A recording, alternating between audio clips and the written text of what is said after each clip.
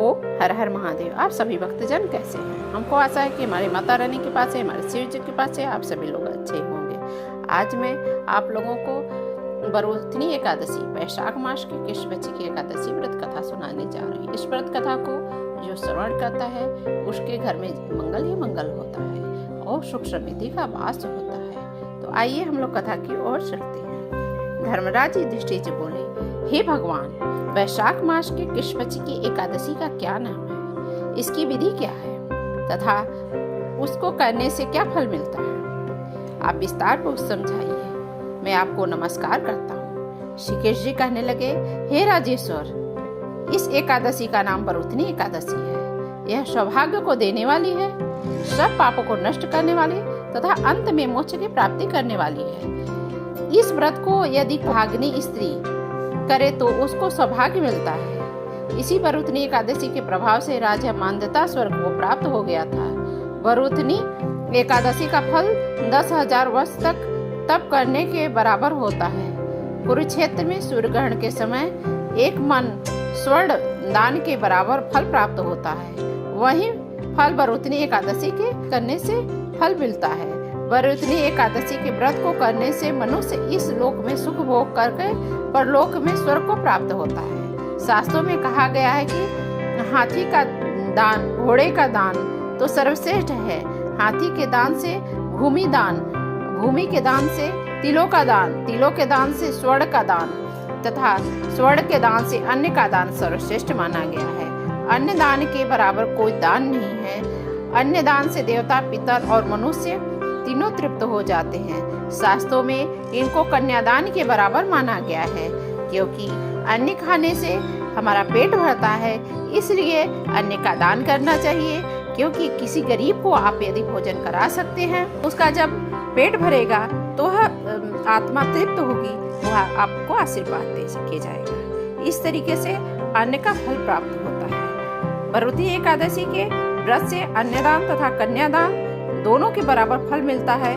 जो मनुष्य लोभ की वश में होकर कन्या को धन देते हैं, वे प्रलय काल तक नरक में वास करते हैं या उनको अगले जन्म में बिलाव का जन्म लेना पड़ता है। बिलाव यानी बिल्ली का जन्म लेना पड़ता है। जो मनुष्य प्रेम एवं धन सहित कन्या का दान करते हैं, उनके पूर्ण को चित्रगुप्त भी लिखने में असमर्थ है, उनको कन्यादान का फल मिलता है। बरूथनी एकादशी का व्रत करने वाले को दशमी के दिन निम्नलिखित वस्तुओं का त्याग कर देना चाहिए। कांसे के बर्तन में भोजन करना चाहिए, त्याग देना चाहिए। मसूर की दाल, चने का साग, मधु, शहद, श्री बार भोजन करना। स्त्री प्रसंग व्रत वाले दिन जुआ नहीं खेलना चाहिए। उस दिन खान पान दातून करना, दूसरे की निंदा करना तथा चुगली करना एवं पापी मनुष्यों के साथ बातचीत त्याग कर देना चाहिए। उस दिन क्रोध, मिथ्या भाषण का त्याग कर देना चाहिए। इस व्रत में तेल, अन्न वर्जित है, नमक वर्जित है। हे राजन, जो मनुष्य विधि पूर्वक इस व्रत को करते हैं उसको स्वर्ग लोक में प्राप्ति होती है। अतः जो मनुष्य पापों के डर से नहीं डरते, इस व्रत के महात्म्य से पढ़ने से 1000 गोदान का फल मिलता है। इसका फल गंगा में स्नान करने से भी प्राप्त होता है। प्राचीन काल में नर्मदा नदी के तट पर मांधाता नामक राजा राज्य करते थे।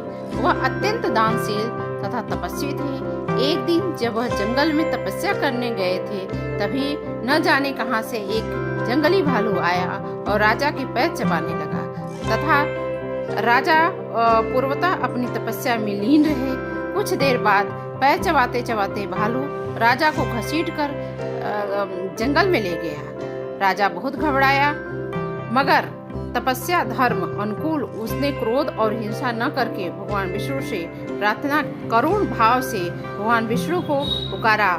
उसकी पुकार सुन करके भगवान श्री हरि विष्णु प्रकट हुए। उन्होंने चक्र से भालू को मार डाला।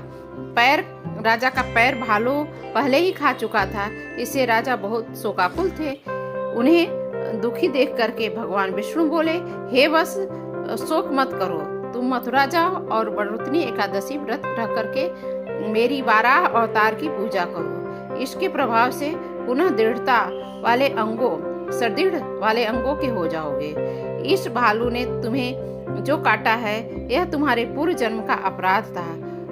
भगवान की आज्ञा मान करके राजा मांधाता ने मथुरा जाकर के श्रद्धा पूर्वक वरुथनी एकादशी का व्रत किया। इसके प्रभाव से राजा को शीघ्र ही सुंदर संपूर्ण अंगों वाला बन गया है। इसलिए यह एकादशी व्रत अवश्य करना चाहिए।